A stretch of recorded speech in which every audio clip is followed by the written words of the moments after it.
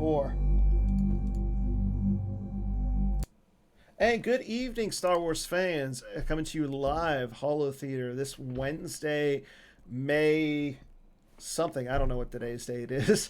As always, I'm Dan Tartaglione, also known as D Tartag1. My co-host for tonight is the crazy man himself, Mr. CRG, Matt Lutz.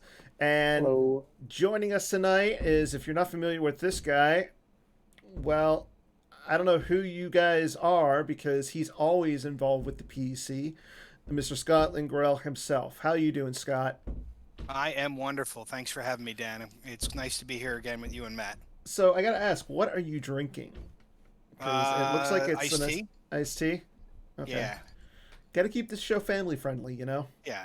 I'm iced tea. I drink a lot of it, so thank you. All good. So we got a nice little show tonight. We're gonna actually talking about some of the we're in the middle of the top 8 of the retro event.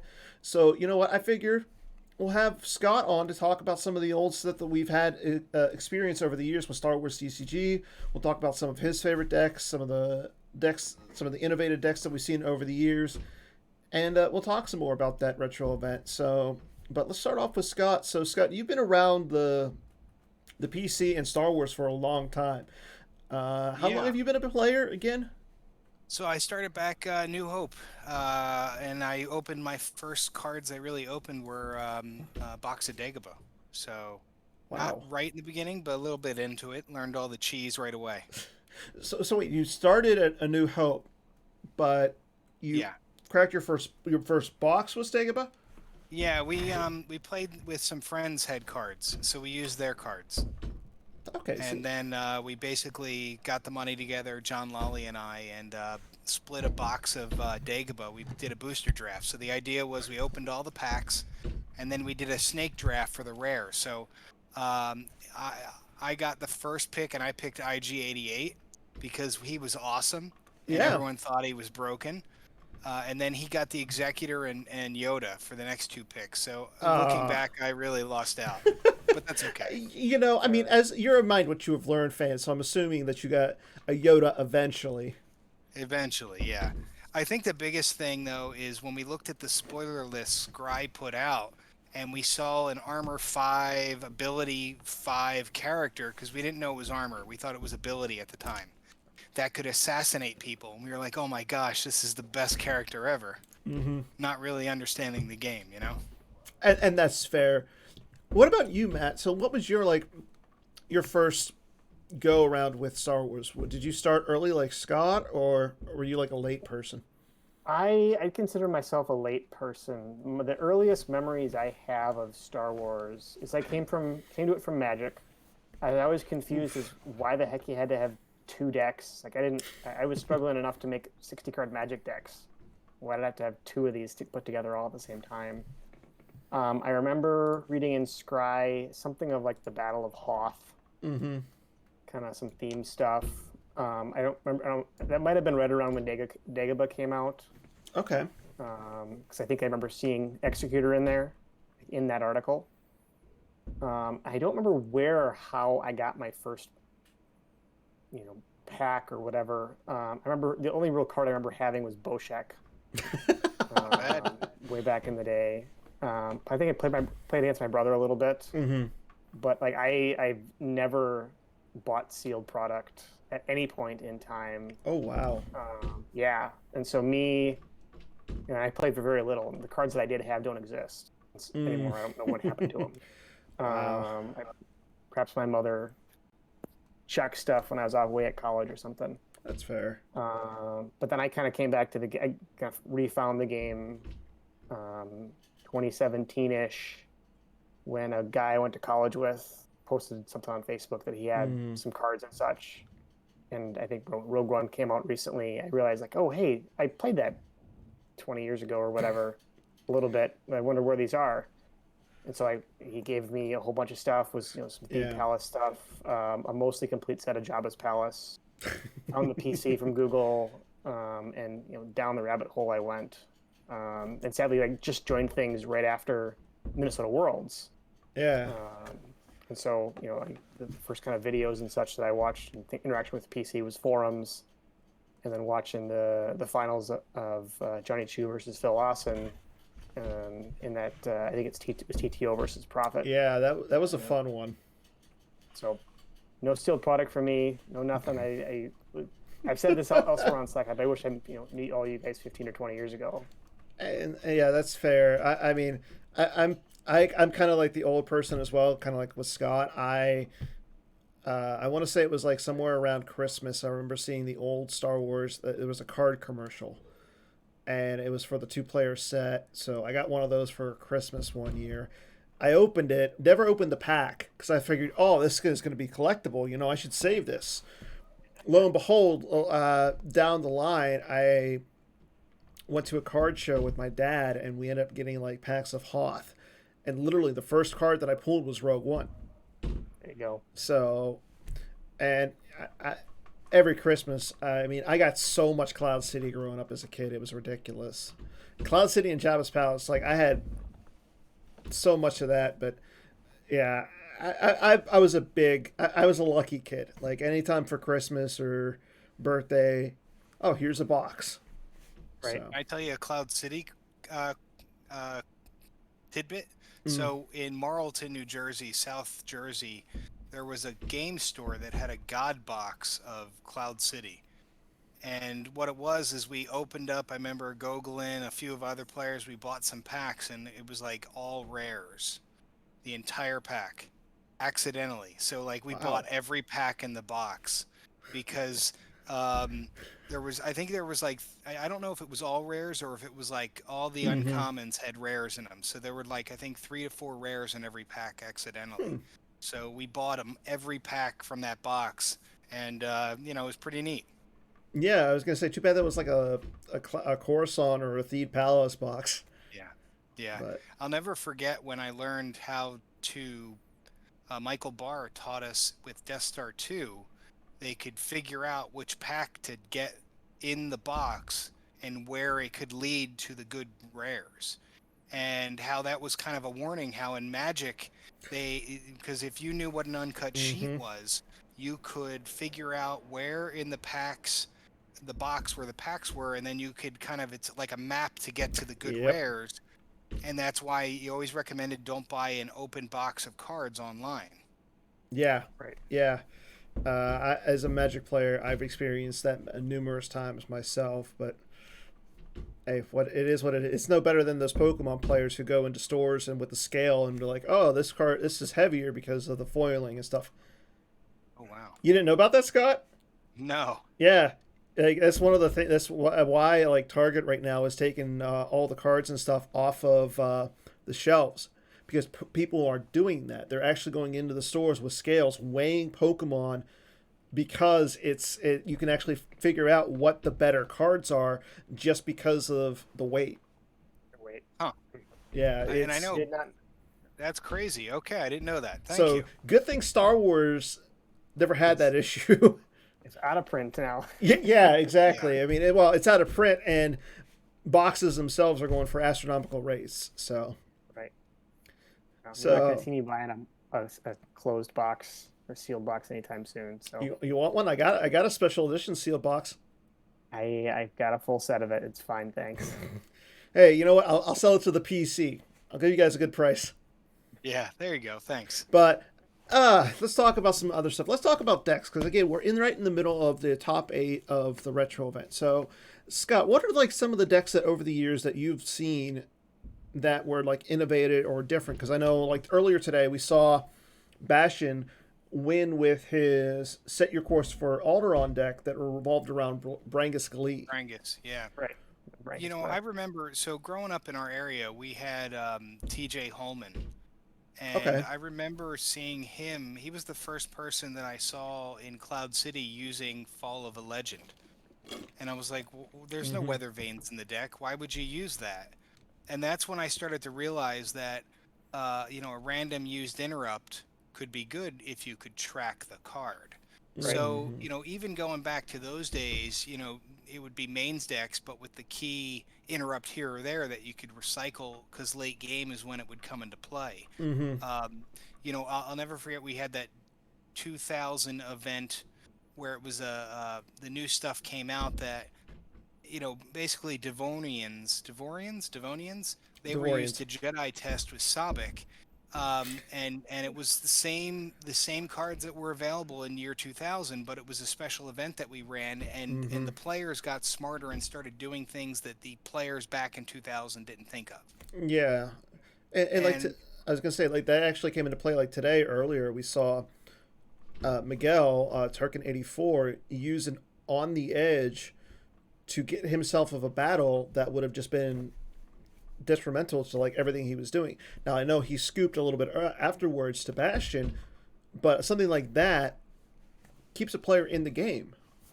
yeah, yeah, I played Steve Baroni at an event once, and I believe I was playing Rebel Strike Team, and or he was playing Rebel Strike Team, and I was about to beat him up in the battle, and he blew up the charge, and the charge happens before you take battle damage, and everybody died. And so it's understanding and doing that trick to he did that, and I was like, oh man. And that was, I believe, the 2000 event. So I think that the players are able, even nowadays, right, they're creative, they're able to make decks that maybe someone didn't think of. Right. So Dan, earlier today was that was an on the edge, like that was intentionally to miss, so the character Yes. went lost. Yeah. So Yeah, that's what players would do. Yeah. the sequence of events was Bastion. So it was Baron Sonneteer fell, Zuckus in the Misthunter, and Forlom for Bastion, where Miguel had the Millennium Falcon, Captain Han Solo, and Leia with her blaster rifle. So Bastion played set for stun to remove the Captain Han, hit the set for stun, so Captain Han went back to Miguel's hand, initiated a battle, and Miguel paid the 2 force because first strike was on the table to set and sent 6. So he then didn't care what he drew because she was going to go lost, and the battle ended. Sneaky. Very sneaky. Yeah, and that's one of the reasons when we started designing virtual cards, Dark Time for the Rebellion kind of took that card out of the meta, because you would have to, if you set a number, the dark side player could lower it by 1. So it kind of got rid of that trick, so newer players don't see it very often because it's just not on the edge, isn't played because of that interrupt. And plus we have defensive shields like do they have a code clearance now where people can grab that and then reduce any force retrieval by 1 as well. And that's why we see cards like the new Kessel run where it is a Utini effect and it could be grabbed, but instead it goes out of play now instead of to the lost pile. So good on Chris Kelly for realizing the card do they have a code clearance is a very powerful shield against cards like that. Does exist. Yeah. So I think Dark Time was one of those, cards that came in first. You look at it and think, adding 1 or subtracting 1, that can't be that good. But I mean, it's a great like 60th card in every deck. It pops in and out depending on throne room, and it pops in and out depending on stuff like Wedge, Red Squadron Leader, Cassian. Things in Legend, in the Legend format, or what do we call that? What's Legacy? our original Legacy format? Yeah. There was a Lando Calrissian, Darkside Lando. And so basically, while he was at a battleground, you could use 1 force to add or subtract 1 once per turn. So that was pretty good. Yeah. Right. And now we're seeing something similar to that with the BSET 13 Maul. Yeah. He's too powerful. He really is. Okay, so I'm going to say this. He doesn't have to be a battleground, so you can just park him at his site the entire game. I mean, I understand that with Shadow Collective and everything, but your opponent can't cancel any Destiny? Come on. And he subtracts and adds? I mean, what was it? A huge persona. He's not a pilot. Yeah, I tried putting him in a space deck, thinking I could get around it, put him to a battleground. It didn't work.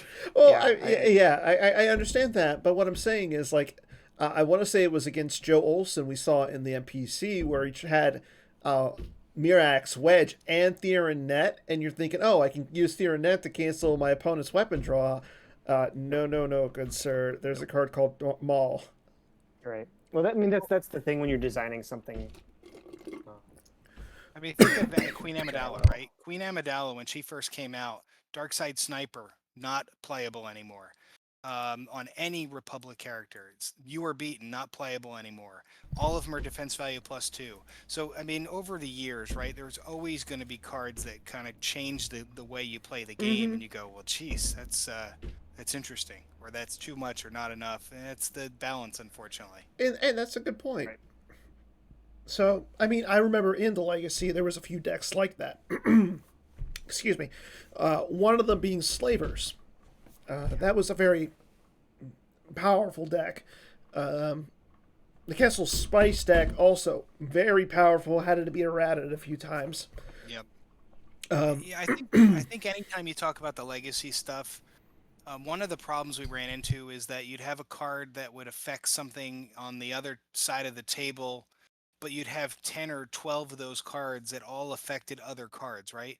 Even if you look back at Huntdown, right? Huntdown would have that, Lightside can't initiate a battle or force strain with Skywalker, right? Yeah. These are things you just have to remember. And the problem with the game is that the more remembering you have to do, the worse off as an experience it is for the player. I'll never forget my first Magic tournament, and I played in one my entire life. And I went to a game, and I forgot to do something in my upkeep phase, and I lost the game. And it was like not fun at all to remember Right. that stuff. Yeah. So it's the same thing with our game, right? If you have too much stuff going on, it can be difficult. So here's a question: like over the years, one thing that's stuck around from the game initially was the fact that you can't look at your lost piles. I know people have thought about changing that. Is that something that we should leave, or is that something that we might want to look at?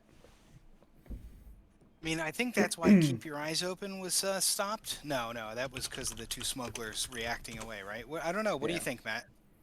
I didn't because I didn't play prior to 2017. I mean, to me, it's just a rule of the game. Yeah. And I remember I had an opponent at a local, gently remind me one time when I picked it up to count my lost pile. He said, "No, if you're gonna count it, pick it up, turn it over, and then thumb through it."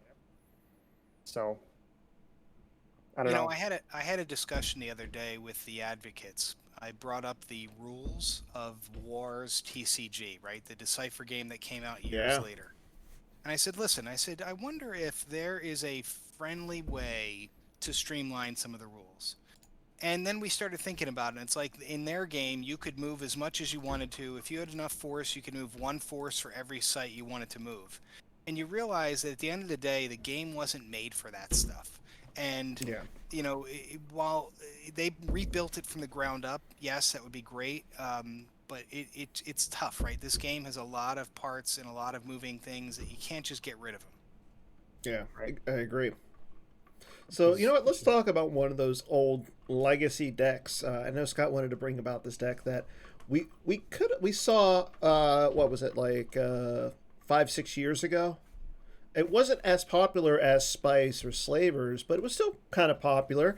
So, Scott, let's go over some of those cards that we used to see. Yeah. So I think we were talking about the Wookiee deck, right? We were, and you sent me over some image earlier, so I'm going to actually pull those up right now. So let me tell you real quick. So the concept, Stephen Lewis actually designed the concept. And I was reading through the design forums earlier today from that stuff. And his original idea was, we're going to make the opponent lose cards as I do stuff, right? So the end result was, if you have more cards in hand, you get certain benefits, right? You draw cards when you drain, you draw cards if you win a battle, if you lose a guy, you draw a card. The original design he had was to remove the opponent's cards for every one of those things. Okay. And it got to the point where everyone's like, that is a horrible, horrible idea. It's overpowered. Yeah. And thankfully, Stephen was good enough to kind of change things.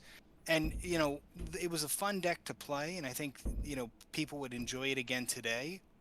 But I think the problem with it was there was too much game text going on pointing to other cards, and that was one of the problems, right? That one effect the Obi-Wan effect that you're showing, what is it? Learn to use the Force, Luke, I think. Yes. It turned lost interrupts with the words alone in it to used interrupts. So Wookiee Roar was a card that had alone in it, and in the Wookiee deck, you could, if you had 8 or more cards in hand, you could play it used to cancel a Force drain. So the problem we run into is now I'm playing this interrupt, and as a player, I'm looking at it and going, well, why are you playing it used? And you're pointing to another card, Right. and it just really got too confusing. And I think the concept was great, right? Drawing cards. When you do it, you would do ping damage for having 8 cards or more in hand. When you lost a character, you draw another card. When you drained, they would, you could draw more cards. So it was a really cool idea, but it one of the problems though is it just had too many stacking cards and too many moving pieces, right? And that was the problem Yeah. with it. And I can see that. But no, I mean, Wookiees themselves were a really big part of Episode 3. So I know Right. that's what we were trying to. I know that's what Steven was trying to do as the old design. Was he a design advocate at this point, or was he just working with No, design?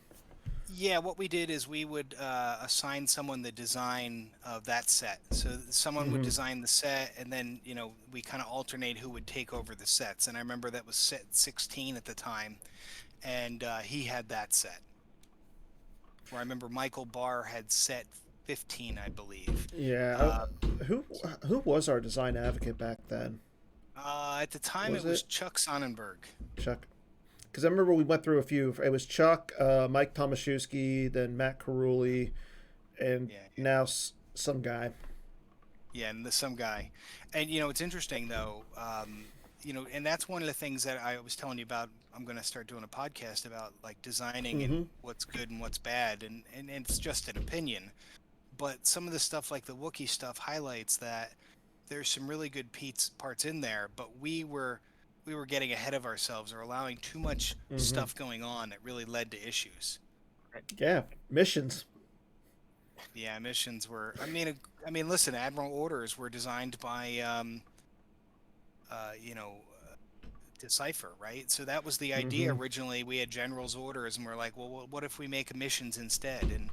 And I kind of agree with a lot of people that Mike Tomaszewski at the time was probably the best design advocates, if not the best design advocate, I because he agree. had to pull us out of the reset. It was great. Yeah. Yeah, I wish Mike would come back. I know he played in the NPC a couple years ago, but I know life is busy and everything, so I really wish Mike would come back. He's a great guy. I agree. Yeah, apparently Chris said the same thing in the chat, so I don't know if you were watching the chat or anything, Scott. Apparently you and Chris Kelly are twins tonight. Yeah, I'm not gonna lie. I read that from him. Okay, that's fair. That's fair. So yeah, I never really played the Wookiees. I briefly touched upon Slavers. I briefly touched upon the Spice deck. I want to say it was the ATTEs that really sealed the deal for me. But like, maybe I'm not having That was as the much last fun. set we did. That was the Yeah, last set we did. yeah, those ATTEs or whatever they were just so not fun to play. No, I kind of Next hope. time I was just gonna say next time we play in person, I have the Wookiee deck. I'll play it against you. You know in what? An open deck, and you'll see how you do. I've got a printer right here. If we, what, I would love to have the ability to do a V kit just of legacy cards.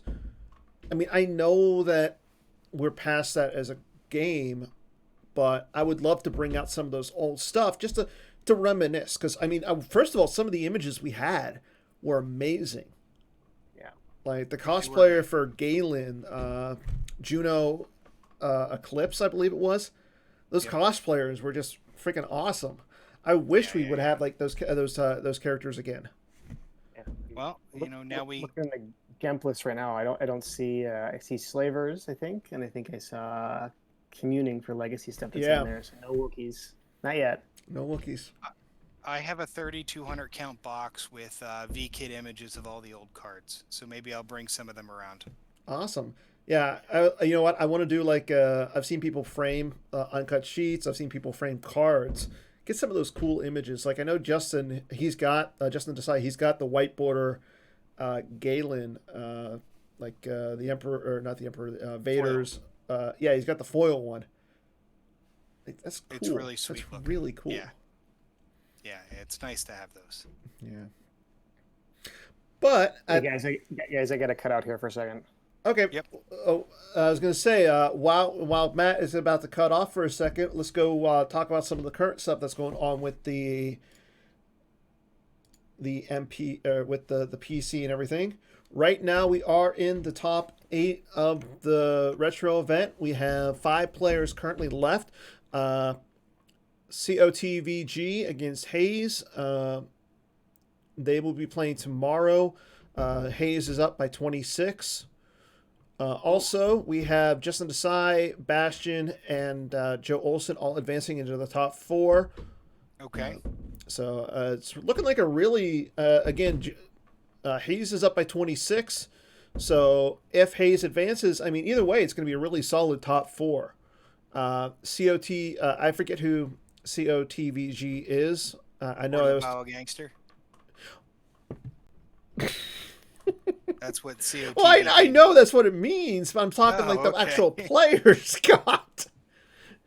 But no, I forget who they are in real life. He is the number 1 overall seed, so we'll see what happens there. Currently, we are still in the May OCS. We have 1 player, Gavin Osterlund, sitting at 11-1. Timo Dusel is sitting at 10-2. Right now, there's really nobody that I'm looking who's out there who's really going to be able to challenge Timo. He does have to watch out for Paul Myers, who is currently sitting at 4-0, but I believe Paul has already qualified. So looks like Timo might sneak in this month.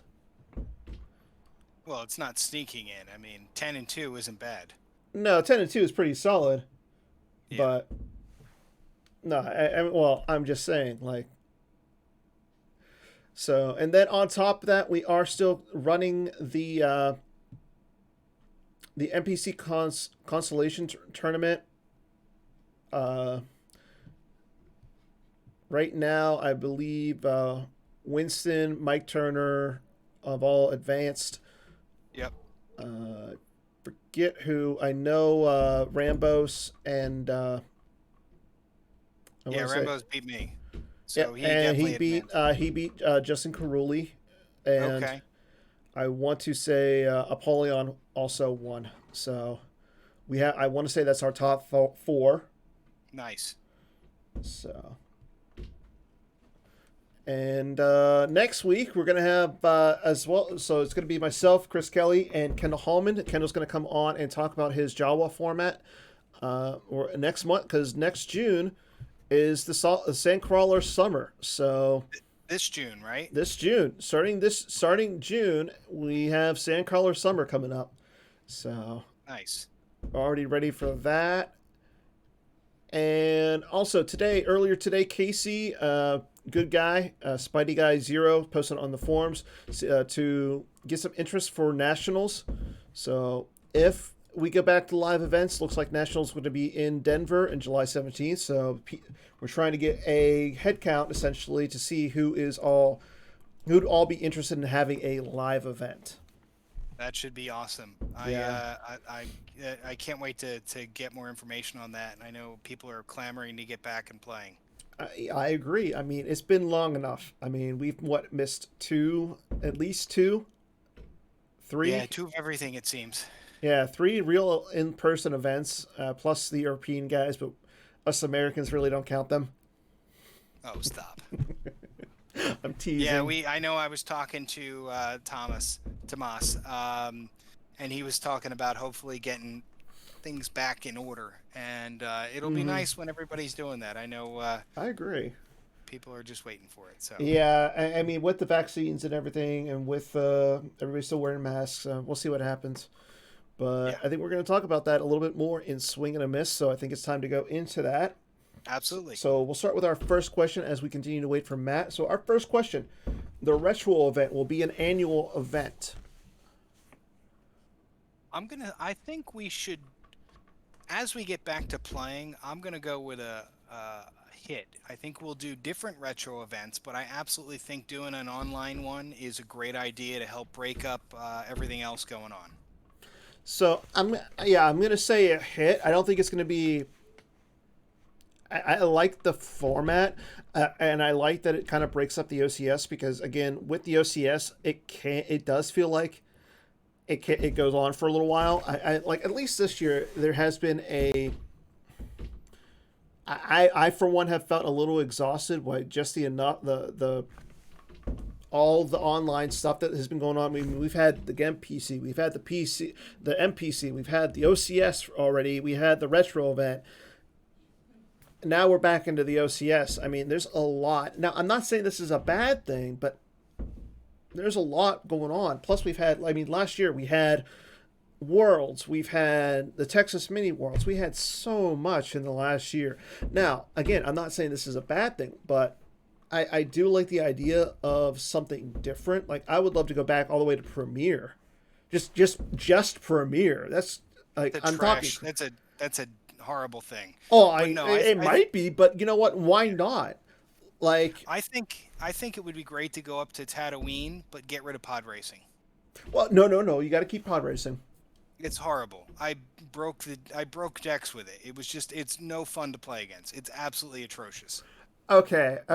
So we ban pod racing then. Even like with Coruscant, if you get Coruscant involved, then you got to get like Senate is insane. Then you've got, if you include Reflections 3, combat was pretty bad. Yeah. So I mean, Tatooine's good. is it though? I mean, then you're denying Matt the ability to play hyperdrive.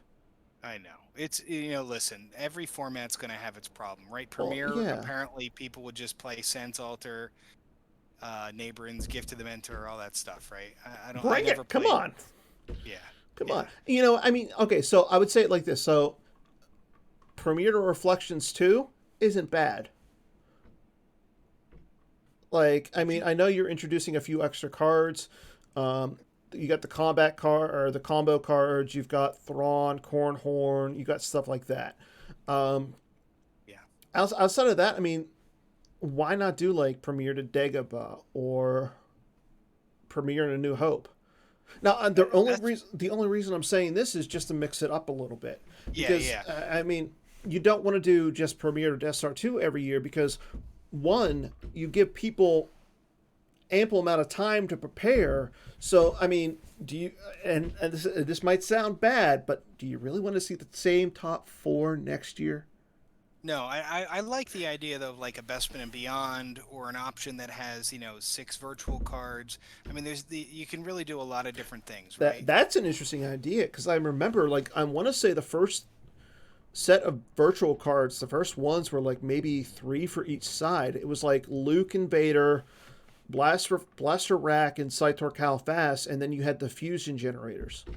And I think that was it. Yeah. There was an effect, I think, that stopped. Was that one? That might have been 2. That stopped the immediate lost starships, but that might have been something else. That was 2. Maybe.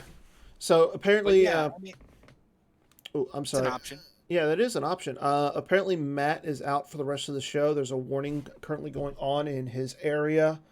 Tornado warning that is currently going on in his area until 9:15 Central. So, unfortunately, Matt will no longer be with us for the rest of the show. So, looks like you're stuck with just Scott and I. Can you boot him?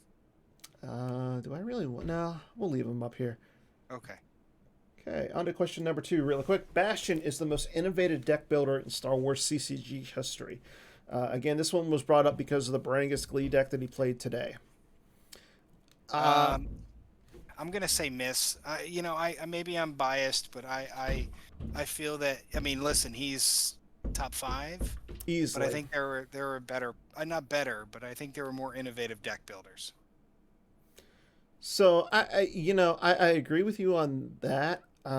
Okay, list your top 5. I still think Stephen Lewis is, in my mind, the best deck builder ever because he's the reason that Johnny Chu, when he was in Tennessee, and Clint Hayes and all those guys were That's a really good good. point. Yeah. I think that the Denoma Hawkins, the guys in Seattle that made the broken effect decks, were really, really good at what they did. Okay.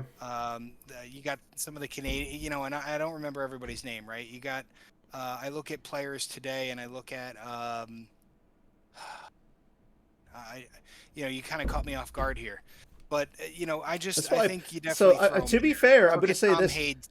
I was going to say Tom Hayes nowadays.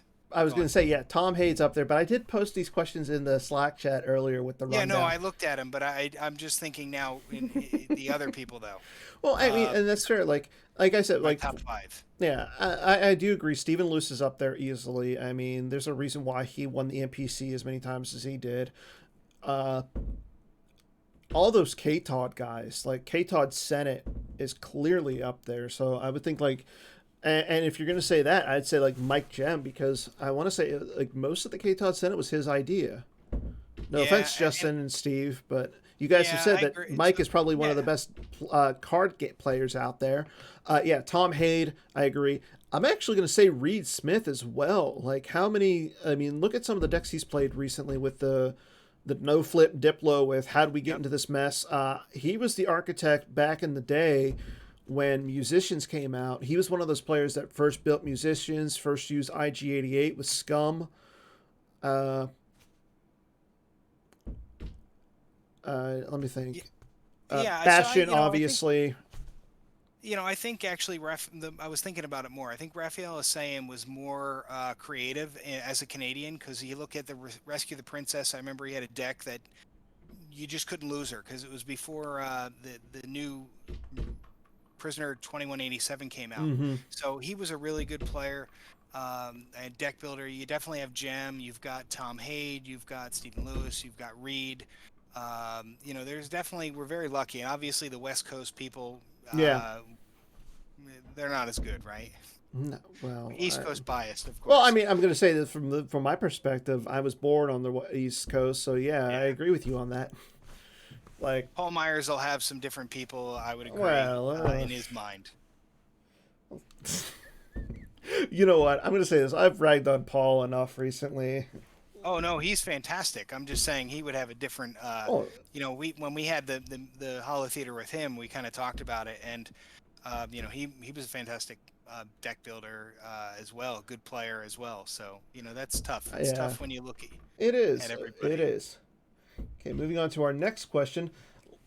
We alluded to this a little bit ago with bringing up Casey, but live Star Wars events will return this July with Nationals in Denver, Colorado. Yeah, I'm going with a hit. I mean, we're definitely going to do it. Everything's getting better. It's exciting, so I'm looking forward to it. Absolutely. So I think the saying is Hayes currently said it on the forums earlier that he's vaxxed and he's ready to play. So Yeah, we just wanted people to be safe. I mean, but I think at the end of the day, everybody's following the rules, and we're going to be in yeah, good shape. yeah. Make sure when you fly you have your mask on and everything. Otherwise, Yeah, uh, go ahead and drive. And I will say this: I want to say that Jerry's going to have a nice little event going on. yeah, yeah. It's exciting. So I'm looking forward It to, is. to It is. getting to some different events this year, hopefully. So that'll Yeah. be one of them. And I want to say today, Jerry announced that he's going to be doing commentary, so he's going to be on the mic.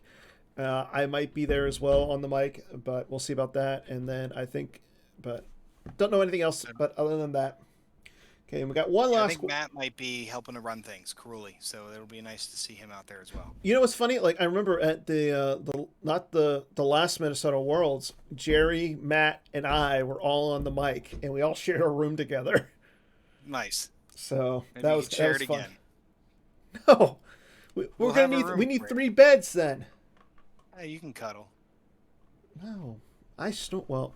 No, hey, Jerry has his house. That's right. Yeah, you could all stay at his place. Yeah, Even there we better. go. There we go. Well, he's got an apartment.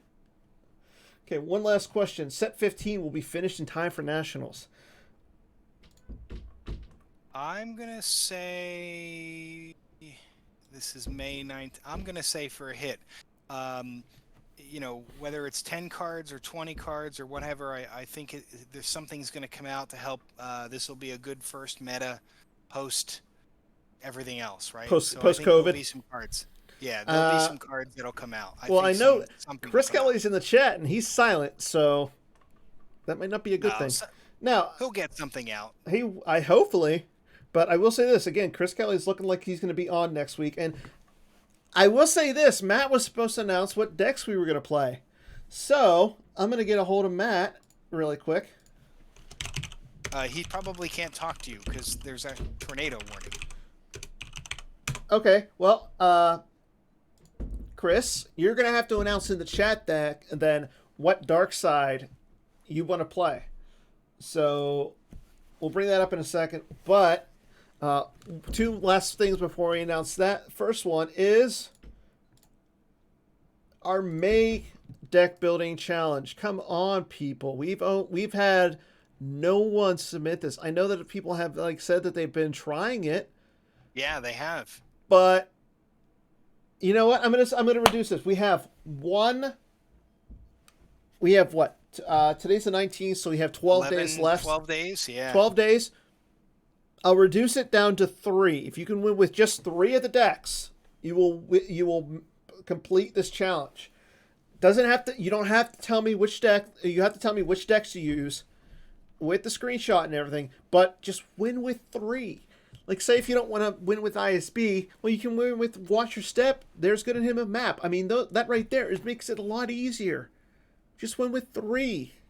This is a fun one. I like it. And absolutely. I like doing these you win a major, win with the decks that you win with the decks that person's won with.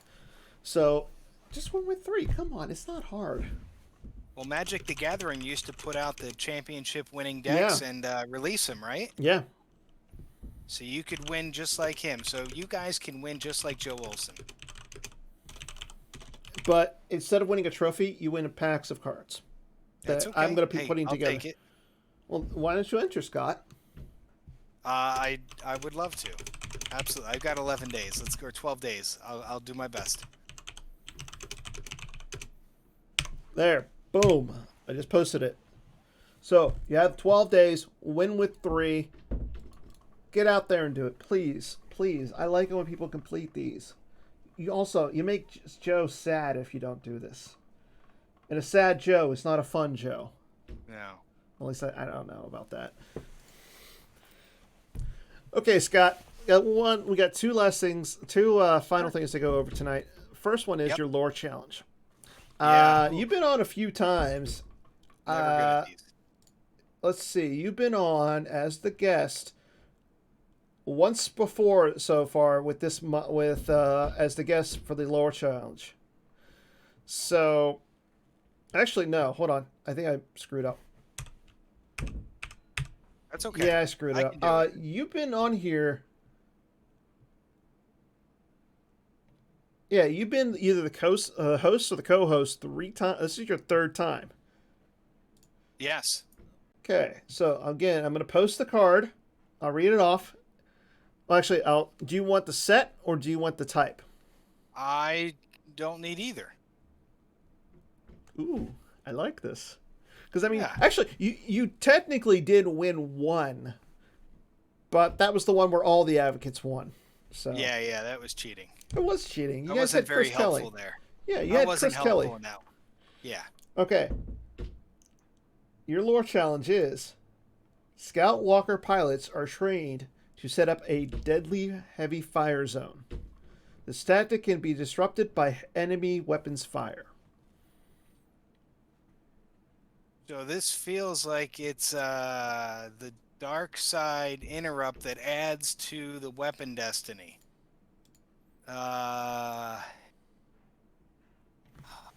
Lucky shot is the light side.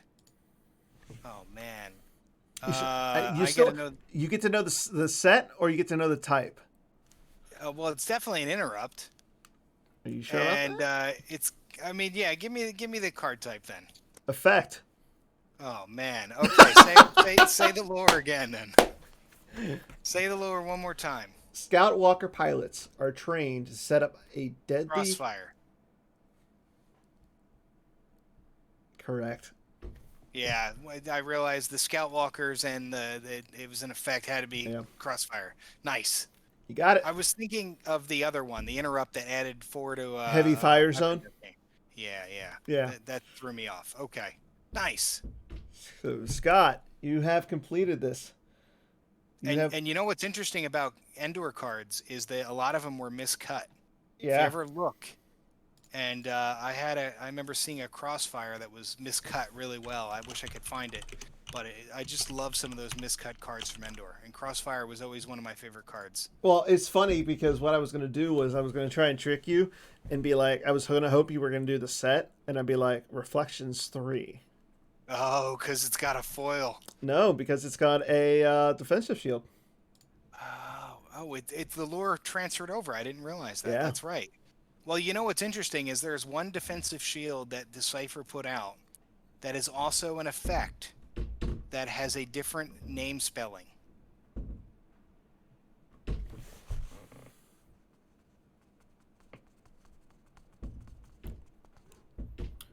Oh, now I'm thinking. Is it light side or dark side? It's a dark side card. It's a dark side effect that was also a dark side defensive shield, and the spelling is different.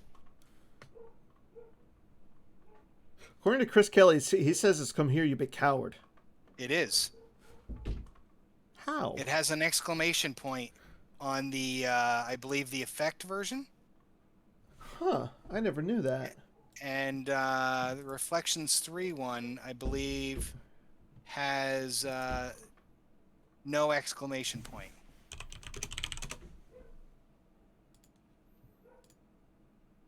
Well, I will say this.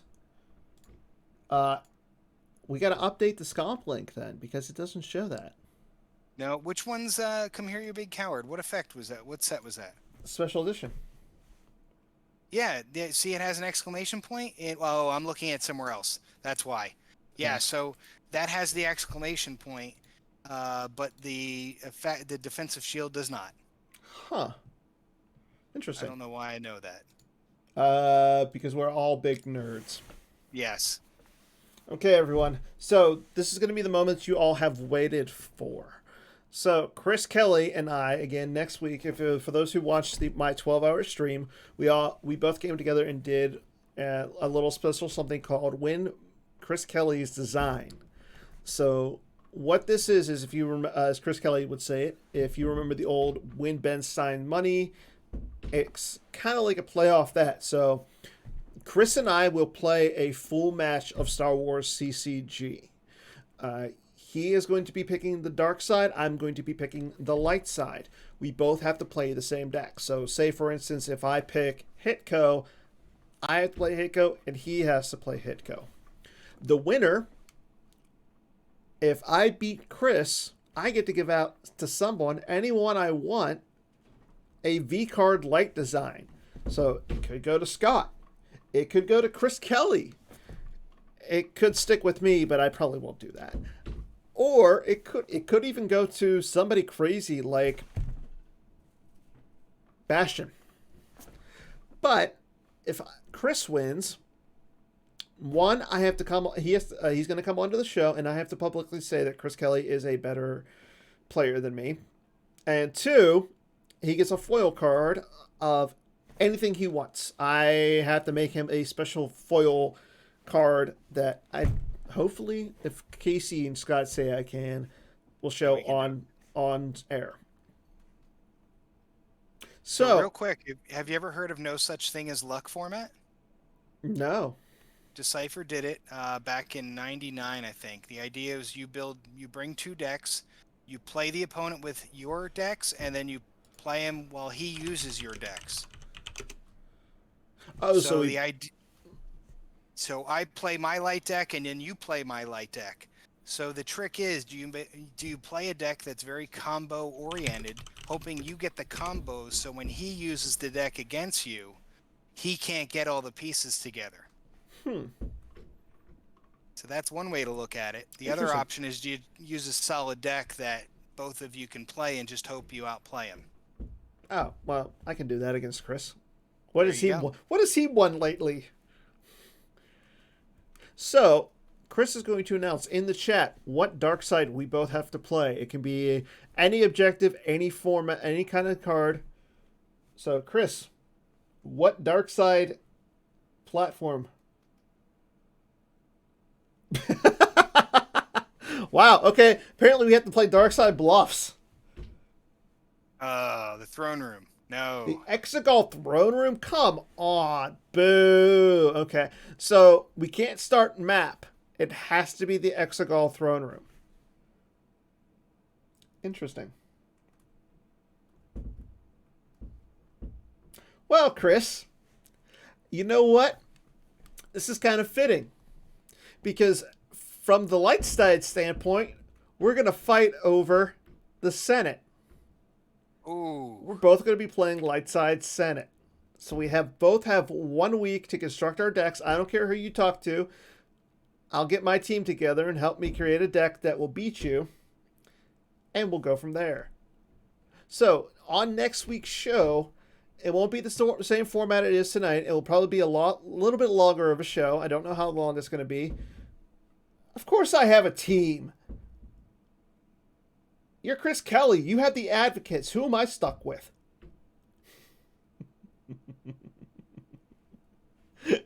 I mean, I will gladly take anyone who wants. I will take anyone who wants to help me beat Chris Kelly, so I can give out a V card to whoever I want.